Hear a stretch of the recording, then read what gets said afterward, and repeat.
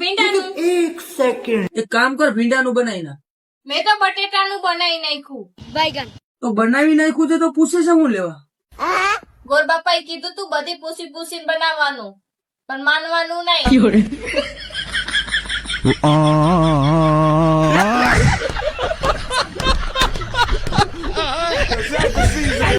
તમને એવું લાગે ને હું તમારા બાજુ બહુ બોલ બોલ કરું, એકવાર બીજાને ઘરવાળીઓ જોઈ આવો, ખબર પડે. જાઓ. પણ તું બીજાને ઘરવાળીને જોવા દેસ?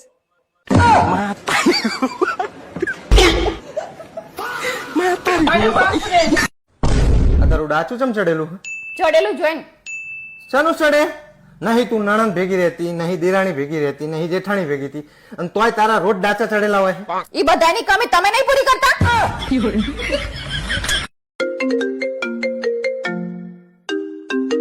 તું જોઈ લે પેલા, હાલો જોઈ લે, હાલ જોઈ લે, જોઈ લે, જોઈ લે.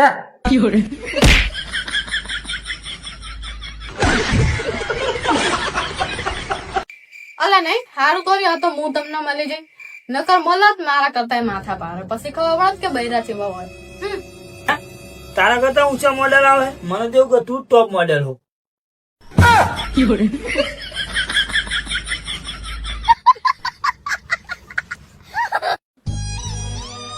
આ બિચારા પુરુષો 2 રોટલી ખાવા હાટ થઈને આખો દિવસ કામ કરે, રાત ને દી તનતોડ મહેનત કરે, અને સાંજે ઘરે આવે ત્યારે બાયો વઘારેલા ભાત કા ખીચડી કરી હોય.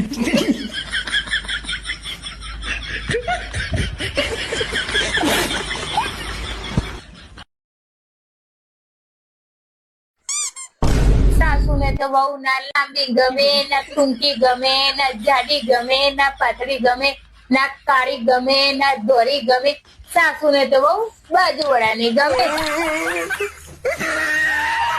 અડધો કલાકથી હું તમને પૂછું છું કે તમારી જિંદગીનું મોટામાં મોટું ટેન્શન કયું? मैं नहीं बताऊंगा. મારી જ હામું જોઈશ નકરું બોલશે નહીં કે હું ટેન્શન છે. છેલ્લા અડધો કલાકથી હું તમારા વાહે પડી છું કે તમારું ટેન્શન શું છે ઈ કયો. હેલો, શું મારી હામું જોયું? જવાબ દઈ દે કે હું ટેન્શન છે. સાંભળ, હું ઓફિસે જાઉં છું. ઉભા રહ્યો, લંચ પેક થઈ ગયું છે. જલ્દી. ઓય, હું તમને શું કહું, હું કેવી રીતના માની લઉં કે તમે બીજા બૈરાઓ હામું નહીં જોતા? રામ હાચમ કોઈ બૈરા હામું નહીં જોતો યાર, તારા ઘરે ના હામ બસ. આમ જો ઓલી લાલાભાઈ ઘરવાળી જાય. હાચા લાલાની વહુ હે, તો સમીરિયાની વહુ હે.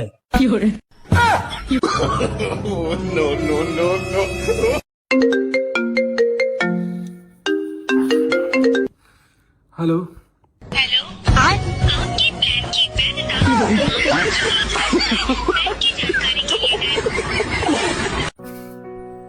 સાંભળ હેતલ, હા મહેમાન પણ આવે છે, એના માટે પણ જમવાનું બનાવવાનું છે. હારું બનાવી નાખે, પણ કેટલા દિવસ રોકાવાના છે મહેમાન? હવે આવે છે તો 4-5 દિવસ રોકાય તો ખરા જ ને. પણ કેમ એવું પૂછ્યું? કાઈ નહીં, અરે કેતો ખરી, કેમ કે એવું પૂછ્યું? કાઈ નહીં, હું વિચારતી હતી કે આ મહિનાનો તમારે પગાર પણ ન થયો. હા હેતલ, આ તો હું પણ ભૂલી ગયો કે આ મહિનાનો મારે પગાર ન થયો, અને આગળની મને ખબર નથી. ગયા મહિનાના પગારમાંથી આપણું ઘર હાલતું હતું ને, હવે તો કરિયાણું પણ પૂરું થઈ ગયું છે, અને આ મહિને મહેમાન પણ આવે છે. આપણે કઈ રીતે મેનેજ કરશું? તું કઈ ટેન્શન લેમાં, હું કોક પાસેથી ઉધાર લઈ લઉં છું.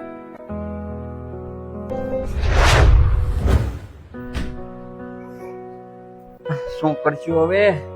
સાંભળો તો, આલિયા થોડાક પૈસા મારી પાસે પડ્યા હતા, આ મહિનો હાલશે.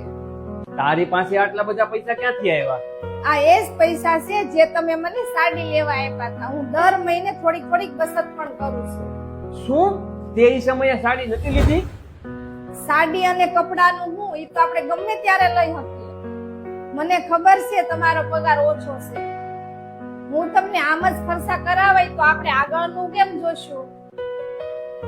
વિચારો, ઈ સમયે મેં પૈસા ખર્ચ કરી નાખ્યા હોત તો ખરાબ સમયે હું કામ આવત? હા, અમે પૂછો તો ખાલી પૈસા કમાવાનું જાણીએ છીએ, પણ ઘર કેમ ચલાવવું એક સ્ત્રી પાસે શીખવું જોઈએ.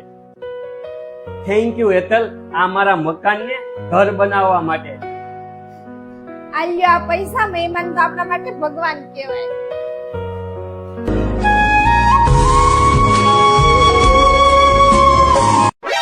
હાય હું તને શું કહું છું હું નક્કી તે કંઈક મારું ઉપર કાળું જાદુ કર્યું છે મને નકરી તું જ ગમશો નકરી તું થારી લાગશો અને બધે તું જ દેખાશો મારા કૈલેસા એટલું બધું સારું થવાની જરૂર નથી.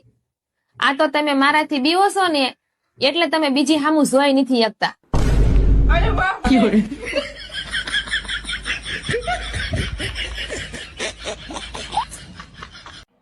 અડધો કલાકથી હું તમને પૂછું છું કે તમારી જિંદગીનું મોટામાં મોટું ટેન્શન કયું?